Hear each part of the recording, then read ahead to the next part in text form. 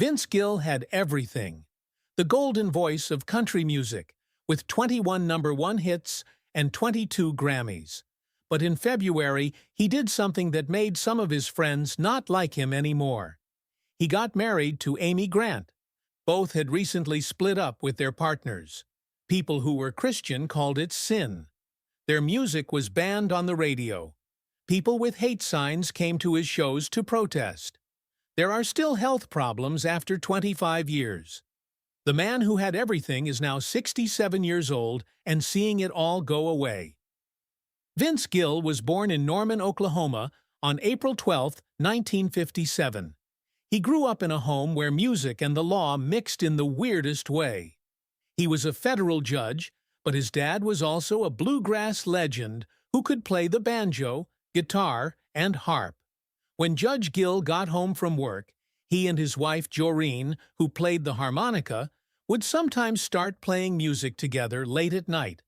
Also, Vince used to lie in bed and listen to their music play in the hall. People in the area still talk about the summer nights when guitars and harmonicas played in the streets. This strange mix of case stress and porch-picking happiness left a big mark on Vince's heart. But it wasn't easy to grow up. Vince was born with his eyes not lined up. It wasn't just a small problem. It took 2 painful surgeries to fix. His left eye still moved when he was tired or angry after that. He later said that he didn't just start wearing glasses to see better, he did it to hide the eye that hurt him. As a child, his friends made fun of him so much that he stopped interacting with anyone. He stayed home and played his guitar instead. He wasn't hiding from the world. He was making a new one. Vince was 10 years old when a terrible thing happened. Bob, his half-brother, was in a terrible car accident on a wet highway outside of Oklahoma City. Bob had brain damage so bad that he couldn't even remember people's names. He used to be a smart student and a potential athlete. Bob had to be cared for full-time for more than 25 years. Judge Gill had to do more work as a lawyer to pay for everything. Vince saw his parents' marriage fall apart because of the stress. Bob finally passed away in the kind of songs that make people cry quietly in their cars. Vince tried to play Old Shep on his grandmother's old acoustic guitar when he was 5 years old and went to visit her. He learned how to play the chords and start singing in 30 minutes without taking a single lesson. His grandmother was shocked and called Vince's parents to tell them she had seen something very unusual. When Vince was 10, his family saved up enough money to buy him a Gibson ES 335 electric guitar. It was worth about $800 in 1967, which is about $6,500 now. It wasn't just a present either. That's what it said. Vince wasn't just a kid who liked cars. He played music. Music was his way of getting away. Vince didn't act out when things at home got tough. He moved into his guitar and disappeared. Every day, he played for 6 to 8 hours, mostly by himself in the basement. Family and friends say they heard sad, emotional music reverberating through the walls. Afterward, Vince's music teacher wrote that the way he played had a deep, sad sound that was way beyond his years. He didn't say anything about pain. He turned it into a tune. Vince formed Mountain Smoke, a bluegrass band, when he was in high school. Strange things happened on March 4, 1976. They played before Kiss. Yes, Kiss are the giant rock band with makeup. Folks in the Oklahoma City Fairgrounds didn't know what to think of the banjo show in which a group of kids played. They were after leather and fire. Fiddles and banjos were given to them instead. People in the crowd booed. They threw cups. Someone threw shoes, too. Vince lost it. He snubbed the crowd, mooned them, and walked off stage. It was honest, embarrassing, and painful to remember. The band broke up after all that chaos. Vince didn't give up, though.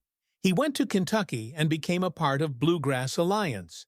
He played with a young Ricky Skaggs in a band called Boone Creek by 1977. They made the bluegrass scene shine. The group didn't last long, but their style, which mixed old-school bluegrass with a modern edge, helped make a new sound. Someone really loves that band's one song, which they made in 1977. Some people still talk about it as if it were a treasure map. Later that same year, Vince packed up again and went west. His journey began in Los Angeles, where he joined Sundance, a band led by the legendary fiddler Byron Berlin. Berlin wasn't joking. He had played with the Flying Burrito Brothers and Bill Monroe. He was looking for beauty. Vince quickly learned. They played at one of LA's most famous clubs, the Palomino, and hung out with famous people like Emmylou Harris and Linda Ronstadt. Less than a year after being booed off the stage, Vince was playing with artists who had won Grammys. It takes a lot of guts to bounce back like that. In September 1978, Pure Prairie League was being broken up. Lawrence Goshorn, their lead singer, had just left to start a new band with his brother. The group, which no longer had any founding members, was fighting hard to stay alive. They held interviews to try to find someone who could keep the music going. That's when Vince Gill, a young bluegrass singer, came back into their lives. Gill had opened for Pure Prairie League in Oklahoma City with his band Mountain Smoke 2 years before, in 1976. They noticed him right away. He was only 19, but his skills were clear. He turned down their offer of a spot back then. He was still really into bluegrass. From now until 1978, he played with Byron Berlin and Sundance in Los Angeles. He played with Pure Prairie League again one night. They gave him the job offer within hours. He said yes this time. The sound guy for the band, Jeff Redefur, remembers it well. We saw him play in 1976, but he was now all about bluegrass. We knew he was the one when he came back in 1978. Vince Gill took over as the lead singer. He did more than just sing. He played the fiddle, guitar, banjo, and anything else with strings. He was in more of the public eye than ever before at age 21. On or around 1979, the band was making their next album, Can't Hold Back, at Criteria Studios in Miami. However, this would be their first record with Gill as a full-time member. Everything changed when he was there. The smooth and emotional sound of his speech added something. He also started writing songs with a mix of country and pop sounds. Michael Riley, who has been in the band for a long time, said it best. He was a nice change. The record wasn't a big hit, but it brought the band back to life. For Vince, it was the start of something much bigger. Then 1980 came along. That's when everything went off. The band put out Firin' Up, which had their biggest hit to date, Let Me Love You Tonight. It went straight to number 10 on the Billboard Hot 100. Gill sang solo, and the whole song was carried by his voice. Even jazz great David Sanborn was brought in to play sax. It was smooth, catchy, and new. Vince didn't end there. He wrote I'm Almost Ready and 5 more songs for the same record. Songs like She's All Mine, You're My True Love, Lifetime of Nighttime, I'll Be Damned, and Janny Lou. The sound was different. It became smoother, softer, and more country pop-like. Vince Gill was in charge of that change, but sometimes runs don't last. Something in the Night came out in 1981. With Still Right Here in My Heart, it had a small hit, but the record didn't connect as much as the last one. Things went badly behind the scenes. Their record company, Casablanca Records, went out of business and was bought by Polygram.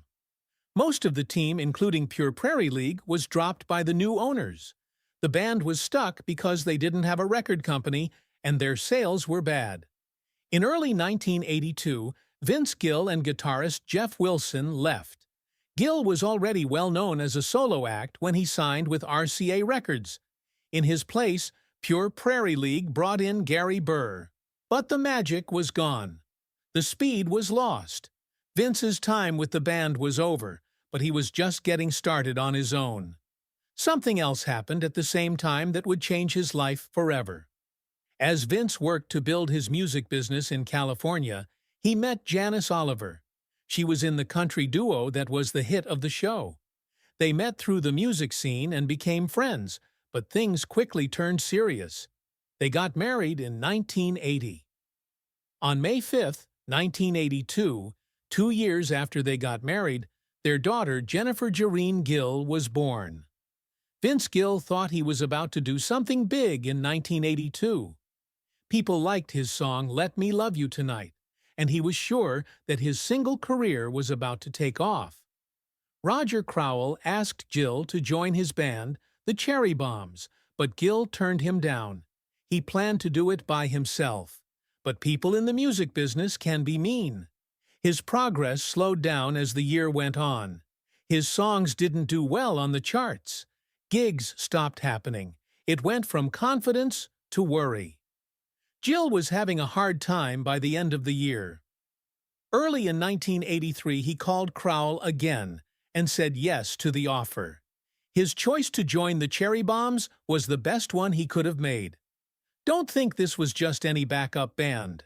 Tony Brown and Emory Gordy Jr. were two of the most important players in the group. Their names would later shape the sound of country music. The band played close to 200 shows a year and was always on the road. It was hard work that taught me a lot. Gill learned how to play the guitar better, became more confident on stage, and made links that would help him for the rest of his life. Instead of trying to get famous, he learned how to make it in the business by playing the long game. Vince did something brave that same year. He left everything behind in Los Angeles and went to Nashville with his wife Janice and their young daughter Jennifer. It wasn't exciting. It was hard to get money. They rented a small house, and Vince worked any job he could find. Roseanne Cash, who was married to Crowell at the time, hired him to play guitar for one of her jobs. In 1983, that trip turned into his classroom. Cash's band was tight, well-tuned, and tough. Vince had to become more mature quickly at home and on stage. It wasn't easy being a dad, while also having practices late at night and not knowing when he would get paid, but those months in Nashville made him stronger, smarter, and more focused. At the same time, Tony Brown, who used to play with him in the Cherry Bombs, was moving up in Nashville. Brown was in charge of A&R at RCA Records by 1984. Vince wasn't lost to him. He thought Gill had something special, so he worked hard behind the scenes to get it. Brown used every favor he knew to get Vince's tracks played by RCA's Joe Galante. His work paid off. In the beginning of 1984, Gill got a solo deal with RCA. It wasn't just about skill. Friendship was also important. He put himself out there to show that Brown was sure Gill could do it. Vince didn't miss the chance. In February 1984, he put out his first solo item, a 6-song EP called Turn Me Loose. 3 of the songs got into the top 40. Being a victim of life's events hit number 34. It wasn't a huge hit, but it was interesting enough to notice. Gill worked with great studio musicians for long hours at Nashville's Woodland Studios. He didn't want extra tracks. He cared about every second. That devotion was clear. The EP showed that Gill wasn't just another country singer with an upbeat voice. He was a real artist who was ready for bigger settings. Things got even better that same year. Gill was named the best new male singer by the Academy of Country Music on April 10, 1984. For a moment, it looked like everything was finally going to work out. It was his first big award. But they didn't become famous quickly. His next record, The Things That Matter, came out in 1985. It was good, but it wasn't strong enough. Not a single of his made it into the top 10 between 1984 and 1988. Gill kept working hard and getting better, but the attention was always just out of reach. Still, that ACM Award helped me remember. He had the voice, the skills, and the attention of the business. When 1989 came around, Vince Gill was 32 years old and very close to being forgotten. RCA didn't know what to do with him because his songs weren't selling well. Tony Brown wasn't done yet, though. Brown, who now works at MCA Records, made another big offer. He got the record company to sign Gill. It was a risk. Brown thought Gill's best work was still to come because most labels were focusing on younger artists. He gave him a new sound, better songs, and a team that got him. It wasn't just a new deal when I signed with MCA. It was a second chance. That chance paid off right away. Gill put out When I Call Your Name in October 1989. It was different from everything else on the radio. It had country, pop, rock, and even folk on it. It wasn't in style, it came up with its own. A more traditional sound was given by songs like Oklahoma Swing with Reba McEntire. Some, like Never Knew Lonely, had a softer, more emotional sound. The real star, though, was the title track. It was impossible to forget Gill's voice. It was clear, painful, and pure. They liked the mix of styles. People in Nashville began to pay attention again after hearing this song over and over again. When I Call Your Name didn't just get played on the radio, it made history. The song got to number 2 on the Billboard country list. Suddenly, Vince Gill wasn't just a well-known artist. He was also making hits. The song won Single of the Year at the 1990 CMA Awards. It won Gill his first Grammy the next year for Best Male Country Singing Performance. His life changed because of the song that almost didn't come out. It all came together at the perfect time. The words, the music, and the feeling. Gill had shown up. The record sold 1 million copies in 1992. More than 1 million copies have been sold. It wasn't often that an artist over 30 who hadn't had a big hit scored that much fame. It wasn't just a number that the Platinum Award meant. It proved something. His song was played all the time on the radio. Music promoters waited in line to hire him. It seemed like overnight, the guy who couldn't get a job became one of the hottest acts in country music. That record did more than just save his job. It wrote it over again. With all his fame, Gill didn't pull away from other people. He became one of the best backup musicians in Nashville. Not only did big stars want him in the studio for his guitar, but also for his feel and harmony. He did more work with Reba. This time he sang and played guitar on her Sweet 16 record. As a singer, he did Bluebird by Emmylou Harris. He helped make Rosanne Cash's record Interiors, which came out in 1990. As a surprise, Bonnie Raitt hired him for her album Luck of the Draw, which came out in 1991. Gill didn't miss a beat when he switched from country to rock to blues. The man had 4 straight #1 hits in just those 2 years. First, in 1992, there was I Still Believe in You. Then in 1993, there was One More Last Chance. And finally, in 1994, there was Trying to Get Over You. No accident, each song went straight to the top of the Billboard Hot Country charts. Gill had found the perfect mix of old-school country heart and new-school polish. It wasn't just I Still Believe in You that was #1. It was in the top 10 for 20 weeks straight. That was a big move for country music. It was the moment when Gill went from being a well-known artist to an unstoppable star. Things began to change by the end of the decade. He put out an album called The Key in 1998. It sounded different because it was different. He wrote every song about the end of his 17-year marriage to Janice Oliver, and they were all very honest. Songs like Kindly Keep It Country and The Key to Life took off the shine and showed a man dealing with loss and change. Everyone who heard the album liked it. Some people said it was his bravest work yet. That record didn't sell as well as his other ones, but it didn't have to. The Key wasn't just another hit. It was a turning point, the end of his most important story, and the beginning of something more personal. But Gill's personal life had an effect on more than just his music. It was all over the news. He got married to Amy Grant, the queen of Christian pop, in February. At that point, she had won 6 Grammys and sold more than 30 million albums. Fans of both stars were shocked. In 1998, Gill had just legally split up with his ex-wife. Grant had divorced her husband, Gary Chapman, in 1999. The timeline raised eyebrows. The two had met back in 1993 while still married to other people, and rumors of chemistry had followed them ever since. When they finally went public as a couple, it sent shockwaves through both the country and Christian music scenes.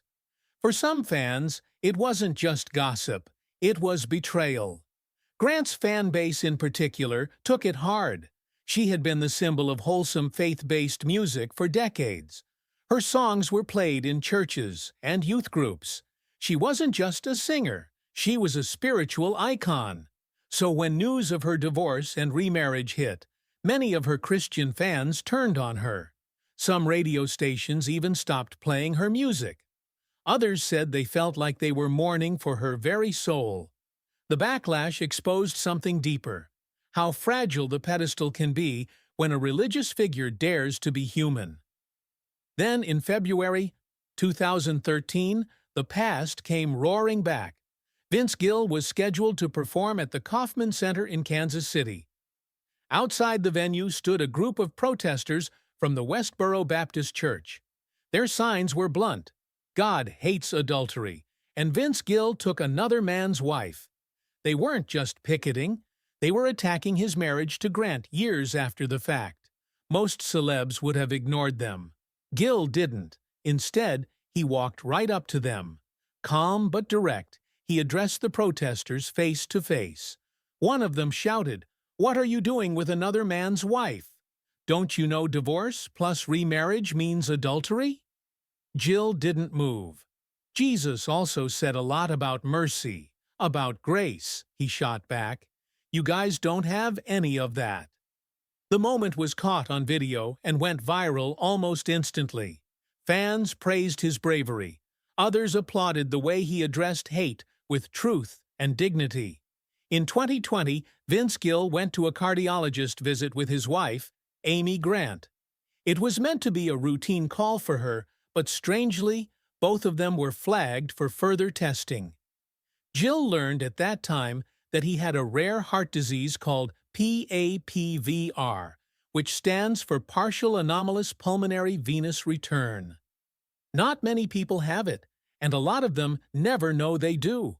For decades, he didn't know it, but some veins in his lungs were sending blood full of oxygen to the wrong side of his heart. This made it work harder.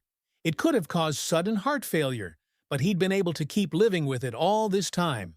After only a few weeks, life dealt her another blow. Gill and Amy both had to have open heart surgeries right after each other.